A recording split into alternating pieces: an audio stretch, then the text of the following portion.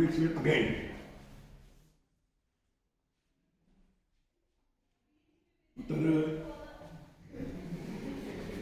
इस एटमॉस्फेयर की different layers होती हैं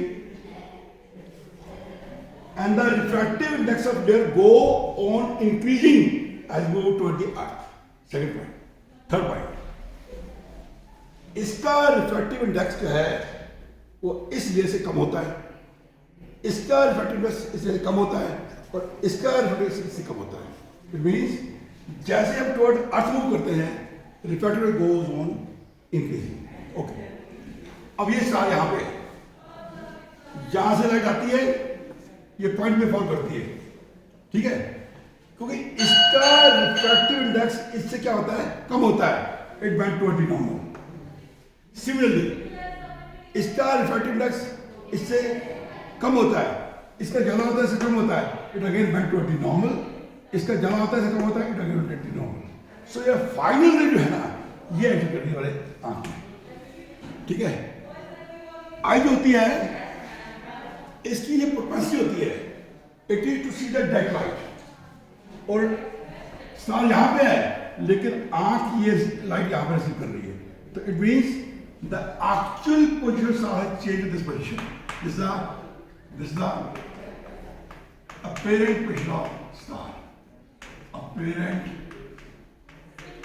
position of star. देखो तो अब तो क्या होता है, atmospheric conditions of the atmosphere gone changing. इसका डेंसिटी होती है, इसका टेम्परेचर होता है. इसके चेंज होने से लेयर्स का रिफ्रैक्टिव चेंज होता है, ठीक है. उसके चेंज होने क्या होता है, when the atmospheric condition of the atmosphere changes, what happens, the apparent position of the star gone changing. तो स्टार सीम्स टू फ्लिकरिंग. कभी हमारे को स्टार यहाँ पर अपीयर यहाँ पे आती है, कभी यहाँ पे आती है, फिर गोन फ्लक्चुएटिंग, फ्लिकरिंग. इससे क्या होता है हमें कि स्टार जो है it seems to twinkling.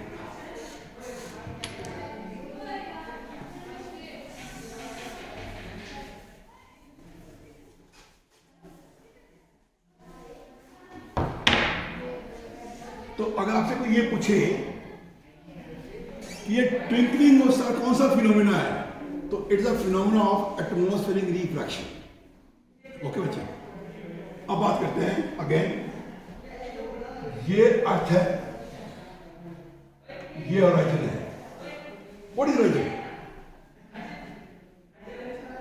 Horizon is the, दूर देखो, you see at a far distance आपको अर्थ और एटमॉस्फेयर ज्वाइन होते दिखाई देंगे. You can see. So, for practical purposes, the tangent to the earth is called horizon. It is horizon. Okay, बच्चों. होता यूं है. बच्चे बोलिए प्लीज.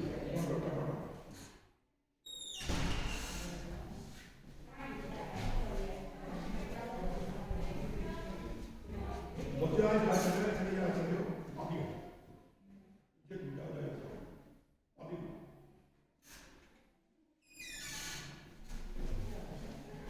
होता ये बच्चे कि स्टार होराइजन के नीचे है, sun is below horizon, but 2 minute यहां पे अरेंज यहां पे, फिर भी हमें सनराइज होने के 2 मिनट पहले दिखाई देता है. Sunrise can be seen 2 minutes before actual sunrise. Sun can be seen before actual rising sun. ये क्यों होता है? This is again due to atmospheric refraction. ये different layers हैं, different layers हैं, different layers हैं. यहाँ से सन, यहाँ different layers हैं. ये यहाँ पे fall हो रही है light. Again, because it went toward the normal.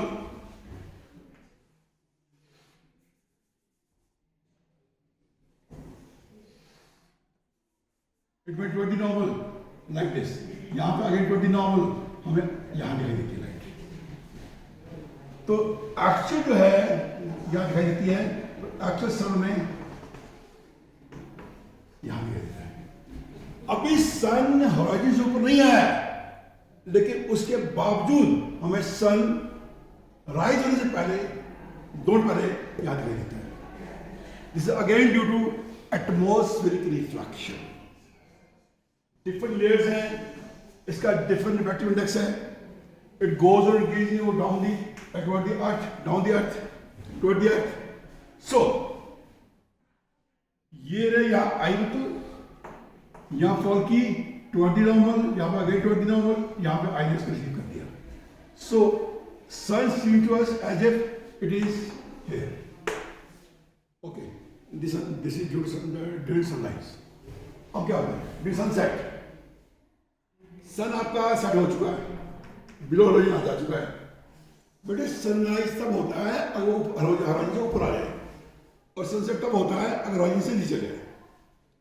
ये हॉराइजन पे आ गया, but they again fall here toward the normal, toward the normal. तो सनसेट होने के बाद भी 2 मिनट तक सन दिखाई देता रहता है। ठीक है, ये क्वेश्चन क्या पूछेंगे आपसे क्वेश्चन को कि phenomena of sunset, sunset sunrise कौन सा है? दिस अगेन एटमॉस्फेरिक रिफ्लेक्शन बनती है। Nobody going to ask the theory. ये पूछेंगे आपसे कि twinkling of light and the phenomena of sunrise sunset, ये इसका कौन सा फिनोमेना है? Reflection of light.